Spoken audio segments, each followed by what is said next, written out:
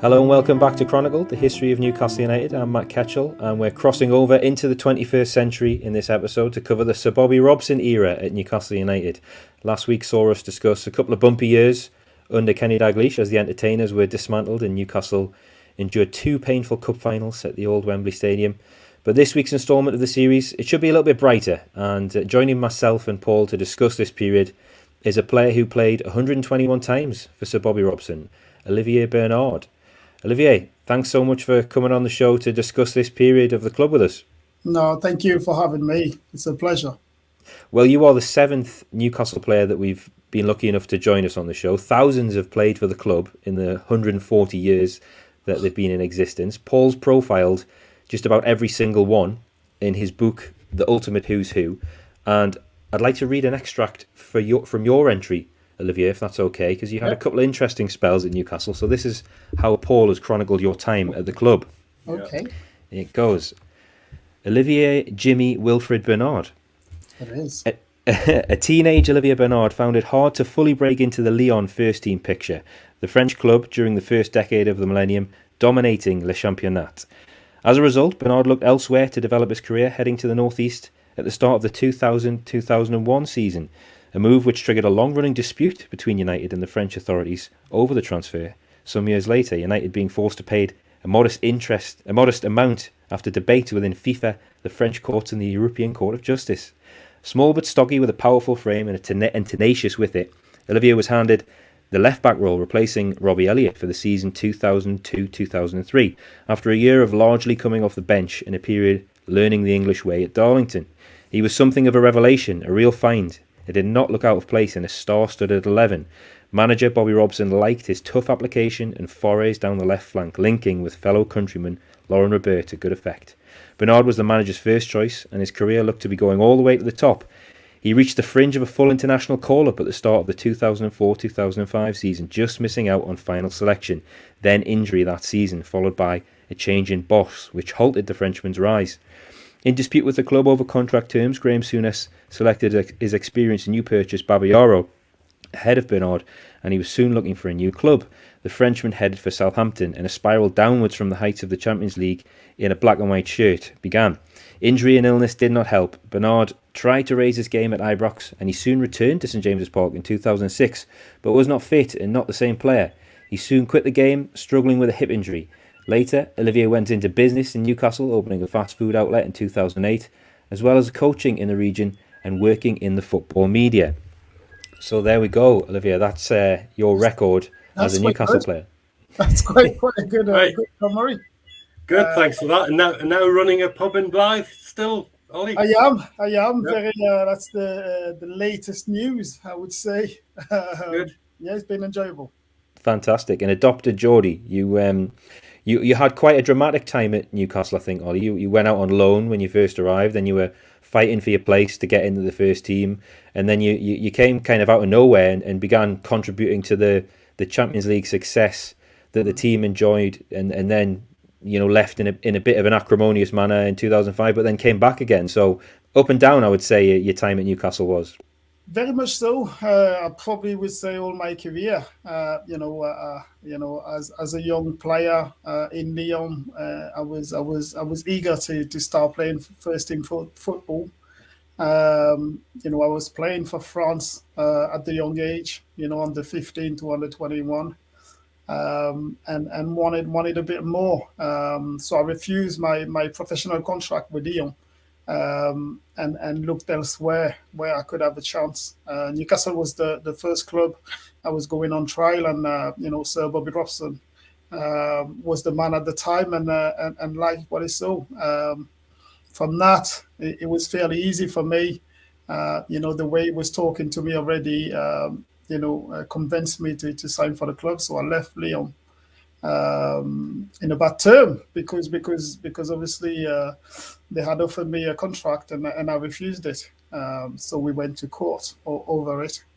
So spend early days at Newcastle was quite hard for me. I couldn't speak a word of English. Learning the game because the English game is a lot faster than the French one. It was dead awkward for me, to be honest. So I had to go on loan at Darlington. And then from that, I learned the English way, I shall say, and did quite well. And Bobby Robson obviously called me back and said, you know what, I think you're ready, and start preseason with us, and let's see how it goes. At that point, I was ready to go back to France. It was quite sour for me. It was a bit of a sour taste because, you know, I came in England to play in big stadium, and you know, I expected to play big stadium, but I wasn't ready. Now I can say it. At the time, you know, when you're young, you think you're ready, but I wasn't quite there. But Darlington opened my eyes, and from that, I really pushed on. Yeah, you absolutely did. We're going to discuss Bobby Robson a lot in this episode, but I wondered what your first impressions of Sir Bobby were when you arrived, and do you have any good stories about him? Captivating. You know, is somebody when you know, whether it was team talks or he used to bring you into his own office. It was somebody that was very, very meticulous in what he was saying and how he was saying things. It's somebody, you know, that I consider as my second father, you know, because he could understand, you know, because I think he's been abroad, managing and coaching abroad. He could understand the need of the foreign players at times, and I found that really, really powerful. And you wanted to fight for him on the pitch, and I think at the time, you know, between 2000 and 2005, when he's been at the club, you know, it didn't matter who was on the pitch. The starting 11 was giving everything, and the subs. You know, he had that team gelled fairly well. He did indeed, and Paul, we're going to discuss that team in detail in this episode. We're actually picking up at the start of the 99-2000 season. Newcastle had just failed to win the FA Cup, and Ruud Gullit, he turned the dressing room into a bit of a war zone, hadn't he? He did. Ruud Gullit's first full season after that cup final began with problems. It was clear he was at odds with United's senior players, including Shearer, Rob Lee and Ferguson. The manager, as a result, didn't last long. He did bring in new faces in the summer, Kieran Dyer for £7 million and two defenders, Alan Goma and a certain Spaniard by the name of Marcelino. But Newcastle started off the season badly. They struggled, and everything came to a head during a famous or infamous local derby with Sunderland live on television. At St James's Park, he left out both Shearer and Ferguson, who both watched from the dugout. United lost 2-1 in a rainstorm, and Ruud Gullit was out and headed back to the Netherlands. Yeah, pretty unforgivable to drop Shearer and Duncan Ferguson, but the match probably should have been called off, so much rain, but lucky really it wasn't, because Newcastle might have kept Ruud Gullit and lost Alan Shearer. So thankfully they lost Ruud Gullit in the end, and it was a perfect replacement ready and waiting to take over from him, wasn't there, Paul? There was. Newcastle turned very quickly to another huge figure in the game, ex-England boss Bobby Robson.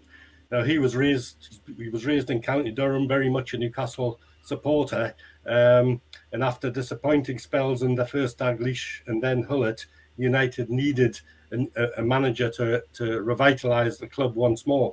You know, Bobby did that with tremendous backing from supporters. At first, he needed to guide the Magpies from the bottom reaches of the Premier League. And what a difference Bobby Robson made. In his first game at St James's Park, United won 8-0 against Sheffield Wednesday, and Alan Shearer was back in the side, and he scored all of 5 goals on that afternoon. And by the turn of the year, Newcastle was comfortably placed and defeated Manchester United 3-0.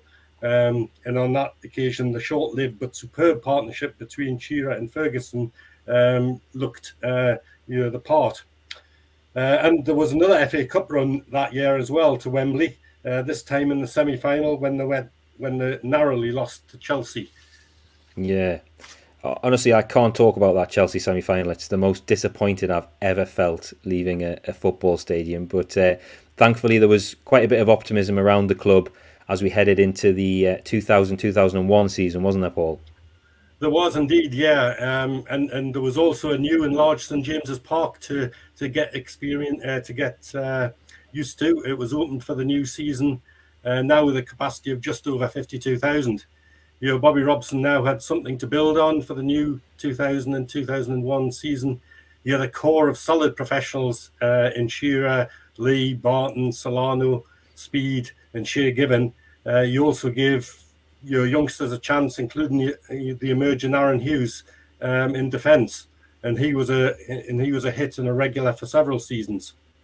Due to cash restraints, the club having spent heavily on the ground enlargement, of course, new arrivals were limited, but they did spend $7 million on Carl Court, but he was unluckily injured when looking a goodbye.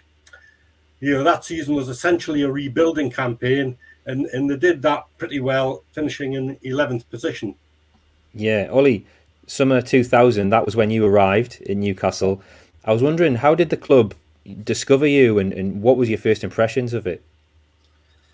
So like I said, I came at the club on trial at first, and I think within a week the decision was made, and I can remember signing in early September for the club, and I was living at the hotel with Carl Court and Lua Lua. We stayed about 2 to 3 months in the same hotel, waiting to be placed in a house.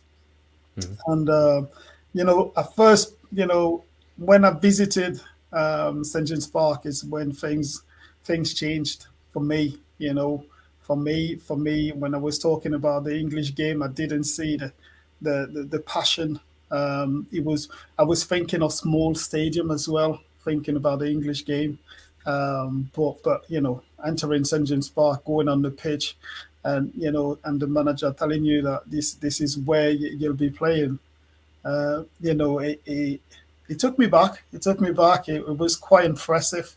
We don't realize until you're on the pitch and you've got 50,000 plus people shouting and encourage you. So I was very pleased when I saw the stadium, but the first time I stepped onto the pitch was something I'll always remember. Yeah, definitely. And Paul, Newcastle, the midfield, I remember, was particularly strong around this time, and there was 2 players in particular I think entered their peaks, Nobby Solano and Gary Speed. So I was wondering if you could give us a little player focus on each of those, Paul. Yeah, we certainly did have a great midfield that in that era. Gary Speed, of course, a regular for the Wales international side. He joined Newcastle from Everton after winning the title with Leeds United as a youngster. He only really cost United $5.5 million in February 1998, and that, as it turned out, was a huge bargain. Initially, the first season, he was sort of played out of position on the left of midfield. But once he moved into a central role, few were better in the Premier League. He gave his all on the field every week. He had a great energy level.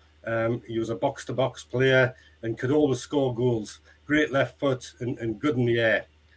Tragically, of course, he's no longer with us, but he will always be remembered.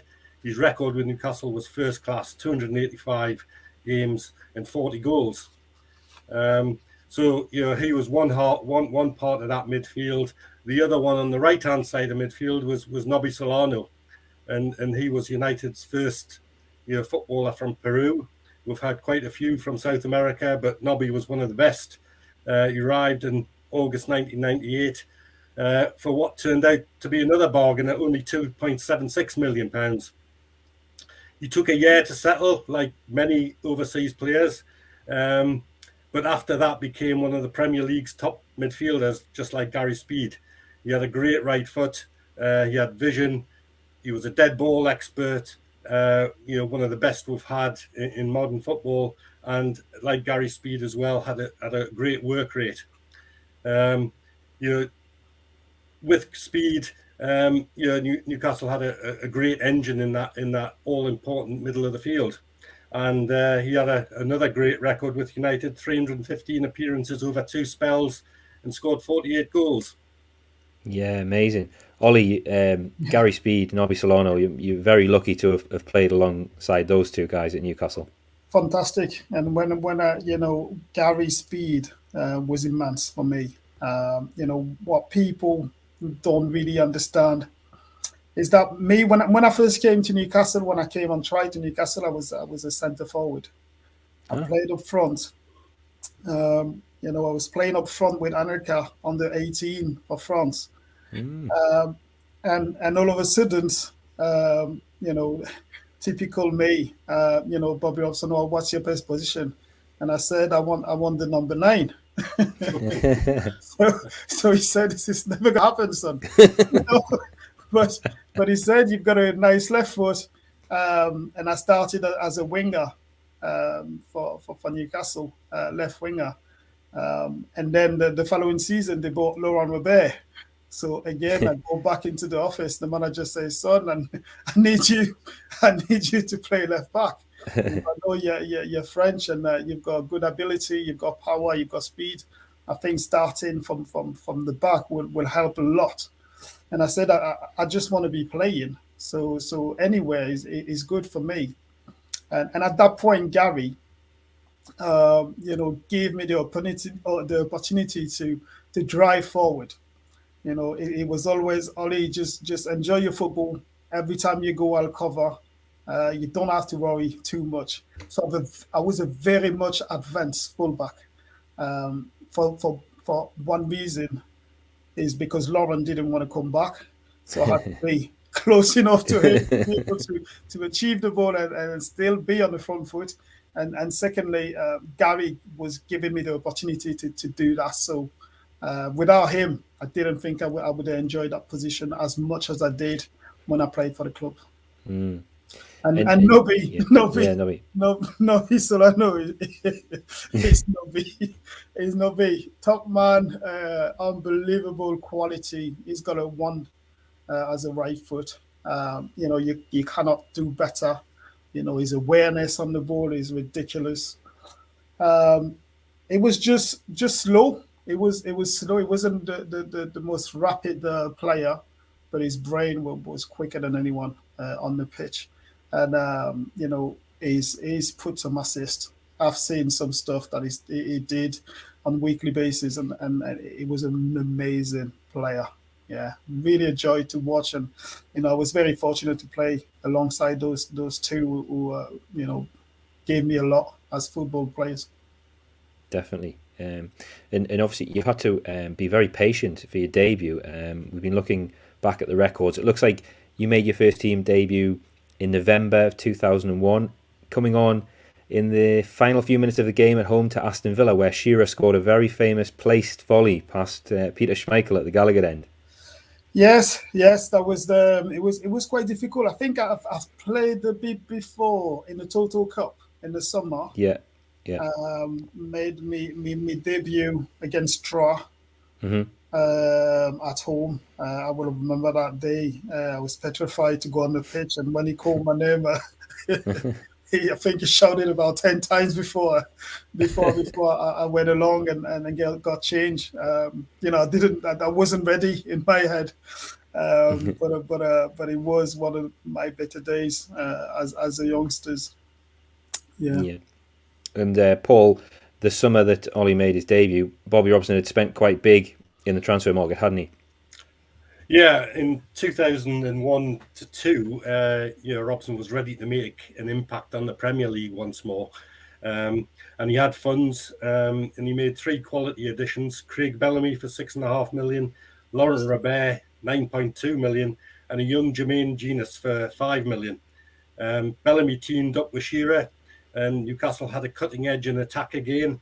Robert was a match winner on the wing, the top the Premier League as Christmas approached, and by February they were still in contention for the title, back playing attractive football. Yet they slipped up as the season's finale unfolded, but still finished in 4th place. The football was good to watch, back to really entertainer standard, and plenty of goals hit the net. Shearer got 27, Bellamy 14, Solano 12, and Robert 10. And there were plenty spectacular goals amongst those. Newcastle once more qualified for the Champions League as a bonus, and that summed up a wonderful season. It did, and Ollie, this must have been very memorable for you because you made your debut in the Premier League, and you really, by the end of the season, you'd established yourself as a proper member of the first team, really, hadn't you?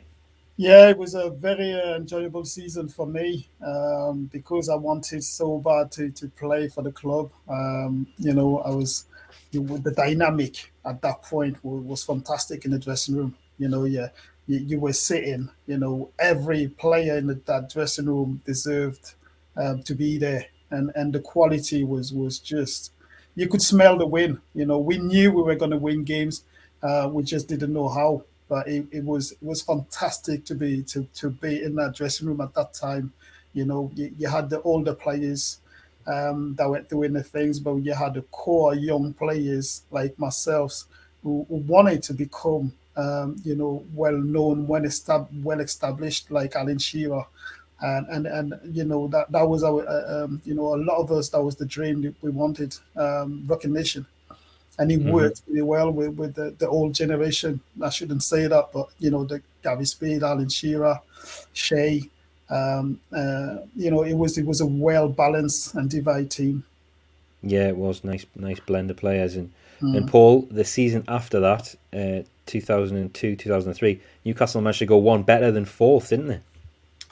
Yeah, well, I reckon that season was United's best in the modern era of the club's history. They had a go at the title again, finishing in third place this time, and they reached the second stage of the Champions League. Fans witnessed some great games, some terrific contests at home and on the continent. Jonathan Woodgate was a master signing at £8 million, but he was so unfortunate for both the club and the player that he was often injured. And Newcastle looked a far better side when he was at centre half. The Champions League was a roller coaster in true Newcastle United style.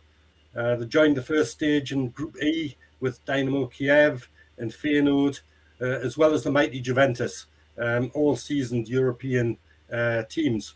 Newcastle lost their first three games and looked down and out, to be honest.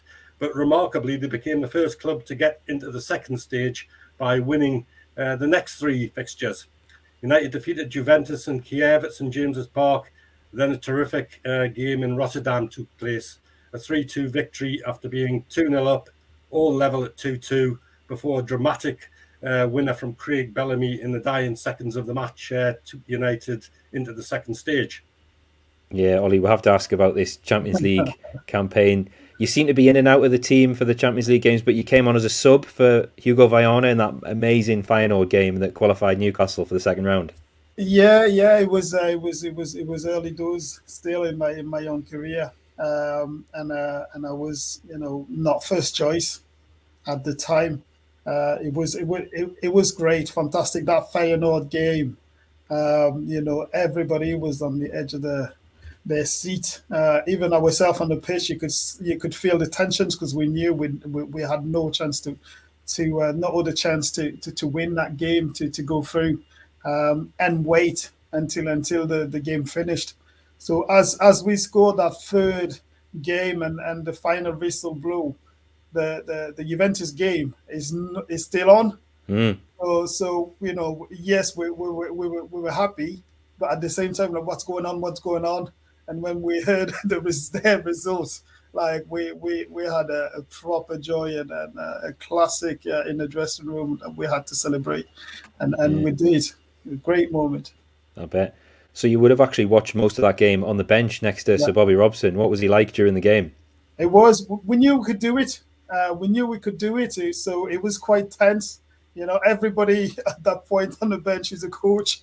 It's something that I'll always remember. We were cheering, we were, guiding. We everybody was on the edge, and as we were coming back in the game, we felt we had it. And the counter-attack that we launched at the end was fantastic. We knew it was happening, and we could feel it, and everybody was driving forward, and it was a successful finish from Craig Bellamy. Yeah, brilliant night, brilliant. Paul, UEFA were kind of experimenting with the format a little bit, and rather than a straight knockout, Newcastle were now drawn into another group, and as this was the second round, we were guaranteed huge names, and we got them, didn't we? Yeah, we did. Group A of the second stage saw United drawn with more top European clubs, Barcelona and Inter Milan. Again, they had a poor start on the pitch, but defeating Bayer Leverkusen, the third continental side in the group, both home and away, gave United a chance to progress. Then came an epic at the San Siro in Milan. Around 10,000, if not a few more thousand supporters had a wonderful time in Milan and witnessed a 2-2 draw. United maybe should have won that game. For me, it was perhaps the pinnacle of watching Newcastle United in over 50 years. United had reached the big time and had matched the best. But a defeat at home to Barcelona ended United's Champions League dream. Yet finishing third in the Premier League gave the club a chance of another season in football's elite competition, if they progressed, of course, through a qualifying tie. And you were in Milan that night, Paul? Oh, I was indeed, yes. I was part of the corporate team and had a lovely seat watching it all in the main square with the other 10, 11,000 fans, yeah. Yes, I was there too. So all three of us were in Milan that night. But Ollie, you were on the pitch. You started this game. It's still fondly remembered by fans almost 20 years later. It's a game that I don't know how we drew. We had it in the bag until the latest minute. We still to this day don't understand how we let it go because I think that was the game we were the better side on the night, no question about that. We put pressure on them. We done everything we could at that point. Just a silly mistake probably to watch the second goal, but it is what it is in football. Do you know what I mean? It's one of them where we were pleased with the way we played, the engagement and everything, and we disappointed with the results, but the way we conduct ourselves was fantastic on the night, especially playing against a top side in Europe. Yeah, absolutely, yeah, and it was great to see Newcastle take the lead twice in the San Siro. Never forget that. Paul, into 2003, 2004, then there was actually early disappointment to deal with in this season, wasn't there? Yeah, the Champions League test was against tough opponents in Partizan Belgrade. United actually began well and looked to be heading for another campaign in the tournament. They won 1-0 in Belgrade, but at St James's Park fell short and suffered a penalty shootout agony. And that wasn't the only time, of course. We haven't been very good when it comes to penalty shootouts over the years. Yeah, and that was the qualifier to get into the group stage for that year's Champions League. They couldn't do it. Ollie, you played in both legs of the qualifier. I did. What was the dressing room like after that one? Painful. It was painful. We knew we didn't do the what was asked. We should have had it in the bag. We should have been, clear winners. With the squad we had at the time. It's still quite painful, even talking about it. It was terrible because when you've got a side to win and you don't, it wasn't the case technically or tactically. We would get overload. We just conceded that goal that we probably relied on a bit too much. We didn't, we were not on the front foot like we normally are. We were quite laid back to approach the game, and that probably played against us. Did you take a penalty that night, or were you about to take a penalty? No, I'm one of them was just hide when it comes to that sort of things. I will always take the penalty after the fifth one, just to make sure that we qualify beforehand. So no, I didn't take any penalty.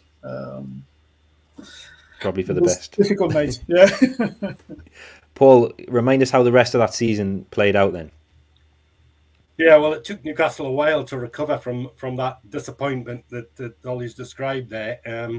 But the season was again a decent campaign in the end. We finished in 5th place.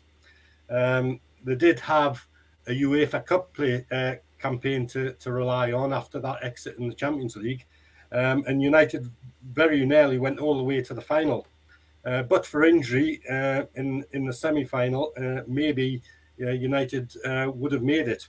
After 10 games of European action, they faced Marseille, who boasted Didier Drogba at centre-forward in that semi-final. But Newcastle were without several top players, regulars, Jonathan Woodgate, Craig Bellamy, Jenis and Dyer, and found the French side just too good over the two legs. Yeah, Ollie, the UEFA Cup run, there was 12 games. You started 11 of them, including both the semi-finals. I'd love to hear your memories from those games against Marseille. Yeah, that's the problem. It was all season. I think we struggled with injuries. We had long-term injuries. We had little niggles here and there. It was almost a broken squad trying to finish the season. Desperately. When we play Marseille at home, that was probably our biggest disappointment. I think we could have done better on the night. But Marseille tactically were on point. And then when we went out and play out there, only one man, stole the match. DJ Drogba was phenomenal. He was probably the only one that I would only remember from the Marseille squad. But he terrorized us twice on the solo. You've got to be a big man to do that, especially with the confidence we've had over the previous 2 years. The only deception I have is that we didn't have our full squad that season. Even in the league, in and out, players getting injured, never the same starting 11 twice, most of the time. So that's the deception that I can remember, because I still believe to this day that we were a better side than Marseille. We got caught twice by a better man. And at the end of the day, that's enough. They went out. They were not a great side, but they had a great player and a fantastic player, and it shows because the final, I think they got battered in the final. So I believe that we if it wasn't the injuries, we could have done better that year, both in the league and UEFA Cup. Yeah. What could have been, eh? Paul, is that not the season we top of the league by December? I think it might have been. That was. It could have been when we played Leeds and won 4-3 in the last minute. Was that season? Can't remember. That might have been the season. That season or the season before. Yeah, I think it might have been the season before. Yeah. So it could have been 3 or 2 or 3, wasn't it? Yeah.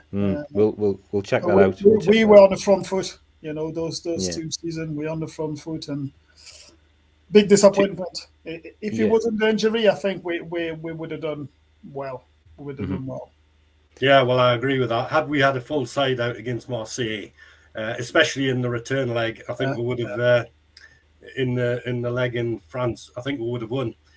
Without doubt. We didn't look afraid. We didn't look, out of place in the semi-final. We just didn't look like scoring and controlling. We were too average side on the night, I felt, but just a better centre forward, a better man. He become a top striker, probably one of the better ones in the Premier League.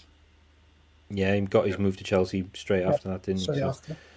Paul, Bobby Robson's reign wasn't to last a great deal longer after this, but I think we can safely say that the club he left behind was way stronger than the one that he joined 5 years earlier. Very much so. Robson, by then, he was knighted as Sir Bobby Robson. He'd placed Newcastle firmly back on the domestic and the European stage. Things were looking good for Newcastle United, but the club's hierarchy were to shoot themselves in the foot and commit a huge own goal without any doubt as the following 2004-5 season began. and it was perplexing to everybody what unveiled.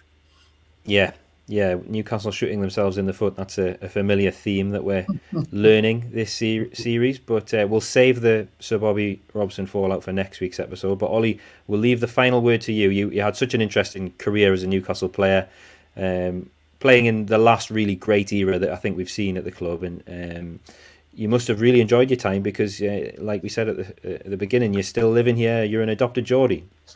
I am. I love the area. I love the club still. I'm very much passionate about, Newcastle United and the city itself. It's a club that gave me almost everything apart trophies. I was complete as a player. I was a regular for the club. So now, in terms, I had a short but sweet career due to injuries, but to be honest, Newcastle's done everything for me, and now I'm I've been living in an office ever since, and I don't have a problem staying for another 20, 60 years. France is still where I'm born, but now I feel like a Geordie now. Brilliant. Great. Top man. Yeah, so good to have you as our guest, Ollie. We appreciate it. And the Newcastle story moves on. We've got less than 20 years to cover in our series now. We're going to do that over 6 more episodes. So listeners, please keep tuning in. More twists and turns to cover. More great guests to chat to. Newcastle in the Champions League, though, are done. Next week, there'll be a new striker and a new owner. But sadly, neither will live up to their expectations. So it's going to be an interesting episode. But in the meantime, please stay subscribed to the Everything is Black and White podcast via whichever platform you're listening to us on, and hit the notification bell so you get all our podcasts as soon as they land. And you can follow us obviously on social media. We're at Chronicle NUFC on Twitter, Facebook and Instagram. There's video versions of the episodes available to watch on our YouTube channel, which is called the EIBWpodcast. And remember to stay up to date with everything black and white by subscribing to our daily Newcastle United newsletters. These are completely free. There's a link to sign up in the show notes. If you tap that and select Sport Newcastle United Updates, put your email address in, you'll be signed up to receive all the best Newcastle United content from Chronicle Live every single day. Thanks so much for listening to Chronicled, the history of Newcastle United, with me, Matt Ketchell, Paul Joannou, and our very special guest, Olivier Bernard.